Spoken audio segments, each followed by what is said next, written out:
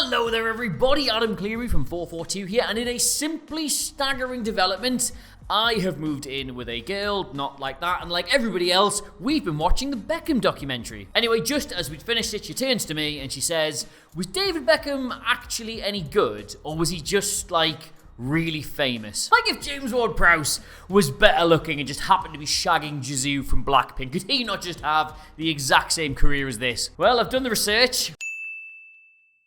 Right, so first and foremost, if you just have never seen David Beckham play because maybe you weren't old enough or maybe you're not even into football, you just watched the documentary and this came on your recommended feed and you thought, oh, I'll give it a watch.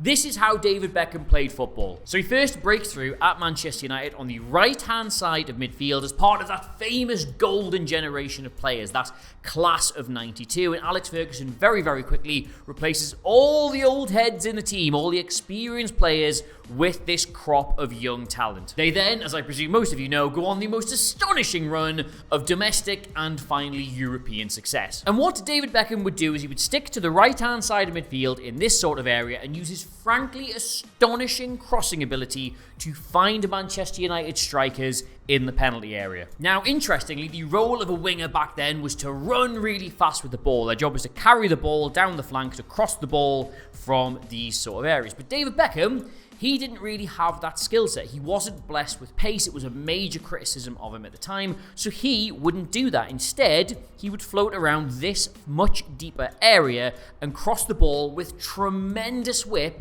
from here. And because he was so abnormally skilled at curling the ball, it meant that by the time it did reach the attackers in the box, it was travelling as if it had come from this sort of area. And also, something that really helped him was he had a telepathic understanding with his fullback, Gary Neville, who would make these overlapping runs for him to either get into the space to deliver that kind of cross, or, because he's made that run, to take a defender away from this area to give him the space to do that. He played just shy of like 400 games for Manchester United, I think, and this unbelievable crossing ability he had, combined with the fact that he then took all the corners and the free kicks so we could do the same thing from there, gave him something like 120 assists in that time. You add those 120 assists to the 85 goals he scored, and over those 400 odd appearances, he was contributing a goal to this team every game and a half. And that is really good. That alone puts him in the very, very top bracket of footballers. And the same was true for his time playing for England as well. He was in largely a similar sort of setup with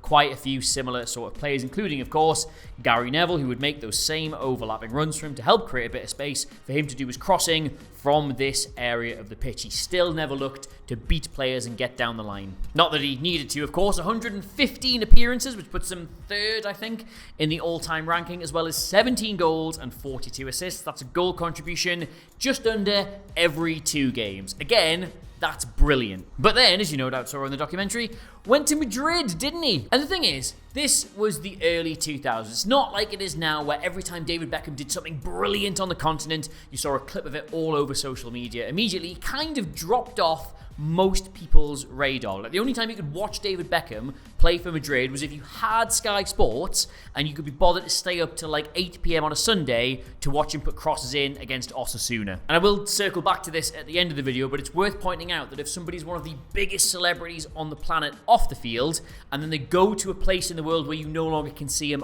on the field, that kind of becomes all anybody really knows in England. But while he was in Spain, his game evolved massively. Now, as they mentioned in the documentary, Beckham was never going to play on the right-hand side of midfield for Madrid because they already had Luis Figo, who was good enough that he was not going to get replaced in that position. And while in the documentary they mentioned that Beckham was playing behind Figo, he was doing so from central midfield. They moved him over here into the middle of the pitch to accommodate all the big stars they had in that team. Look, if you're not actually into football and you have just clicked on this video because you liked the documentary, you like David Beckham or something, and you don't know what this team is, Jesus suffering fuck. Like, this is the most unbelievable collection of footballers you could ever hope to put on a pitch. They never won anything together because that's not how football works, but on paper, this is just mind-boggling. Like, imagine they announce a new boy band tomorrow and it's Harry Styles, Drake, Timothy Chalamet, the guy from The Bear, and David Beckham. Be a complete fucking mess, wouldn't it? But you'd want to watch it. Anyway though, football, David Beckham's move to the middle meant that his game changed. It meant he started doing things differently. Figo was very happy to vacate this space. He wasn't exactly hugging the touchline, so that meant that when he did, Beckham could then drift out into this side and play those kind of deep crosses he had been playing at Manchester United. He could still get a bit of his game in there. But when he wasn't able to do that, it meant that he was having to play these passes from a far more central position, often from a far deeper position than he was ever used to doing it. And all of a sudden, he started developing this almost Andrea Pirlo-like ability to sit deep and find players either out on the flanks into the space or to hit the target players directly with over-the-top or direct through balls. Now, he was really good at that aspect of the game, but because he'd never really played centrally before this, and he was largely partnered by Guti in the middle, it meant that this was a very soft area for Real Madrid. It meant they struggled to really control games. And I'm not lumping the blame for this at Beckham's feet. The problem was the team as a whole, but the reason this never succeeded was because it lacked a lot of the steel and the guile required to go on and win titles. Having Beckham and Guti and occasionally Cambiasso or one or two others in the middle just didn't have that requisite toughness. But the other side of his game, actually playing there, getting the ball and doing things with it, Beckham was a complete revelation. It looked like he should have been playing in that role his entire career. And the thing is, he was so good at doing it that as this project collapsed around Real Madrid and they realized, oh yeah, you actually need to build a cohesive team, not just go out and buy the best 11 players you can, he was the only Galactico, the only big star of this crop that remained in the side. By the time they did bother getting around to win the league in Beckham's last season, he was now playing in this kind of 4-3-3 setup on the right-hand side of a midfield three. So he was free to drift out into these areas to get on the right-hand side where he liked to do things, but primarily he was a central midfielder. And of course, after that, he went to America, and then he went to Italy, and then he went to France and all sorts. But it was during this point of his career, from his breakthrough at Man United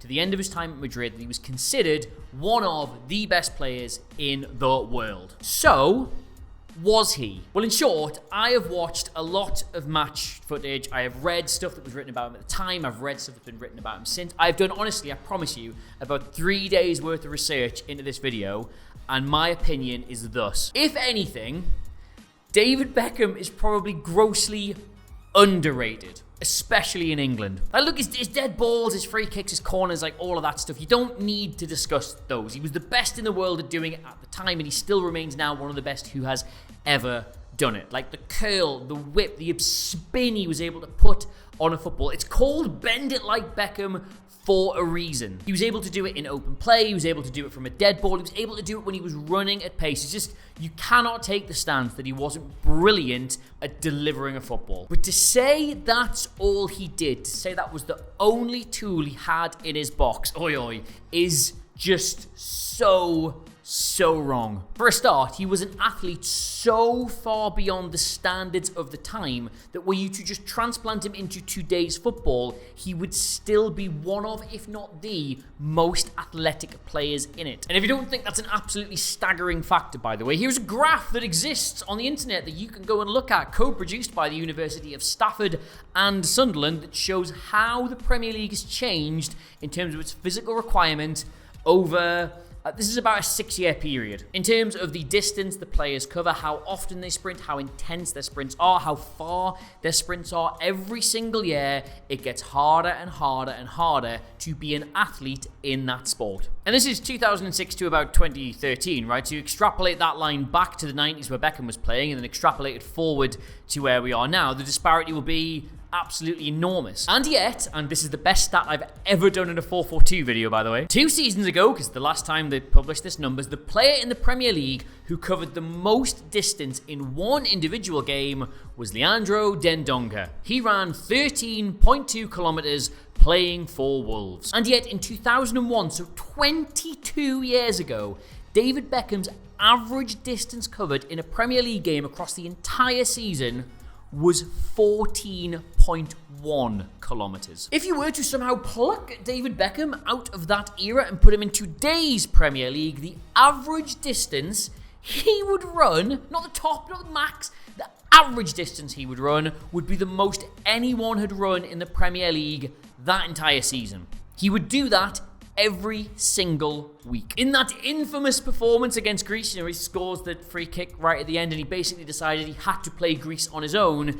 He ran 16.1 kilometers. You see, pretty much anywhere in Europe, bar Great Britain, right? If a player like David Beckham had emerged with his athleticism and his commitment and his range of passing ability, he would have been immediately played in central midfield. But the English game in the 90s, and this isn't a criticism of it, by the way, football is just different wherever you go and whenever you go there, meant that he wasn't really the kind of template you want for a central midfielder. He wasn't robust enough, he wasn't tough enough in the tackle, he didn't really drive with the ball well enough. So instead he gets played out on the right hand side, where on the one hand he can still use his delivery to feed the two centre forwards, he can contribute in that way, and other teams can't target his sort of perceived physical weaknesses, but he also can't really control games of football. He can't dictate the tempo. He can't be the pace setter. He can't be seen to have a great footballing brain. Like, I might catch hell for this, but in terms of what they can physically do and how they like to do it, there's very little difference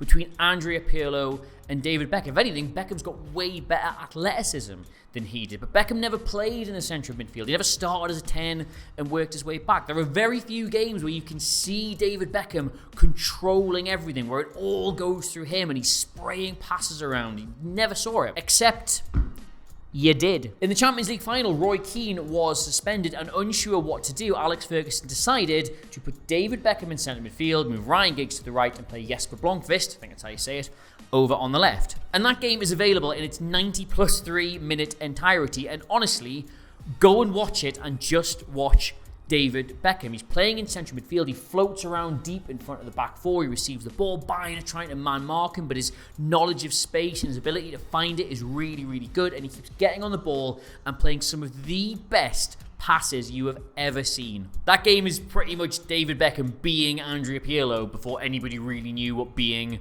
Andrea Pirlo meant. And that's without even factoring in that both of Manchester United's goals came from David Beckham corners.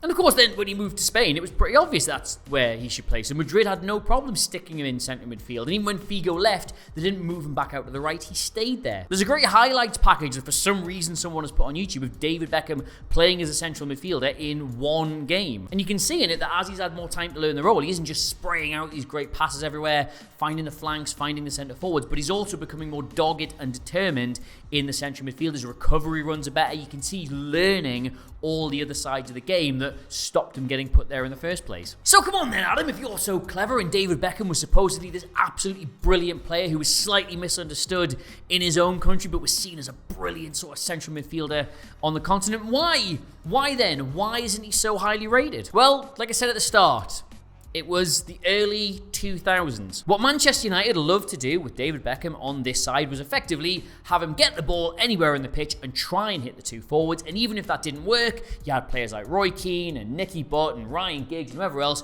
They would effectively crash that situation if it was cleared, getting a rebound. Man United loved to have Beckham just stick it in the mixer. At fair play, it was a really, really effective strategy, so they did it a lot. They would constantly win the ball back and immediately recirculate it to Beckham, who would do the same thing over and over and over. So all football fans in England ever really saw him do was A, score eye-catching free kicks and take eye-catching set pieces, and B, do the same thing, delivering the ball from the right-hand side over and over and over. He looked like a one-trick pony, because he was. But he looked so damn good being a one-trick pony, and several of those one-trick pony moments became so iconic within the sport that he became this global celebrity. He became brand Beckham. He married a Spice Girl. He outgrew the sport itself. So then when he moved to Spain, he has this footballing rebirth as a central midfielder who can control the game, who can show how good a footballing brain he's got. Nobody can see that because it's not on telly anymore. You're not going to a game once a season to see Man United play and watching Beckham in the flesh. You only see him when he's playing for England, where lo and behold, he's still on the right-hand side, putting those balls in, being a one-trick pony. And of course, because he had outgrown football itself, you still hear about him, he's still in the news, he's still on all the papers, he doesn't go away, he just exists to you purely as a celebrity, as the guy who married the Spice Girl, as the guy who's got the modelling contract. You're not seeing what he's doing in his day job, you're just remembering what the one thing he was doing in England was, and then seeing him as a celebrity. So, long story short, some English football fans think David Beckham was a one-trick pony because they only ever saw him do one trick. Like that, little one where they put the leg up and they sort of hop to the side. They only ever saw him do that when he went to Spain and he was balancing on a beach ball and juggling, and he's got the flaming thing on the end of his nose. They never got to see that because it wasn't on telly. It wasn't in the stadiums for them. So nobody's fault. Just is. And if you're a bit skeptical about all this, or you would just like to learn more, then honestly, that Champions League final is available for free on UEFA's website. Just go and watch it. Look at any highlights package of him playing for Madrid in the last couple of years. Go watch the extended footage so you can see him doing all the non-spectacular stuff. Like I've had a great old week watching all of this. And if you are sitting there thinking, well, I would like to learn more, Adam, but specifically only from you, not anybody else ever, they all terrify me, then hey, subscribe to 442. This is what I do. This is my job. I'm here every single day talking about stuff. Then you can tweet me or X me or whatever it is at Adam Clery, Clery. Tell me what I should do a video on, because it's slim pickings during an international break, and that Beckham documentary's really